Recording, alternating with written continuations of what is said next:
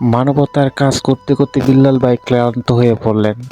সেখানে নাকি নাসা ভাই আজকাল জাঙ্গিও বিক্রি করে। জাঙ্গি বিক্রি করুক আর যেটাই করুক, মানবতার কাজ করার জন্য তো আর কেউ বাধা দেয় নাই।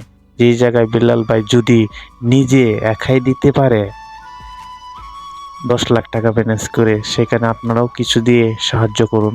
দেখুন বিল্লাল ভাই কি বলে। নাসা ভাই আমাদের নিয়ে রোস্ট করছিল। আমির নাম একটা ছেলে আছে, আমি বলছিলাম যে শার্ট বিক্রি করে আমি দিব। তার চুলকানি শুরু হয়েছে, সে জাঙ্গিয়া বিক্রি করা শুরু করছে।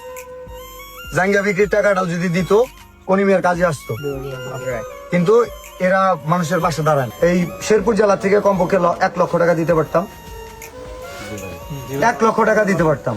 এই টাকাটা দেওয়া যায় না শুধু একজন নাসার কারণ। ধন্যবাদ বিল্লাল ভাই, আপনাকে সবার পাশে মানবতার কাজের জন্য দাঁড়ানোর জন্য। আপনি এগিয়ে যান, আমরা পাশাপাশি আপনার সাথে আছি।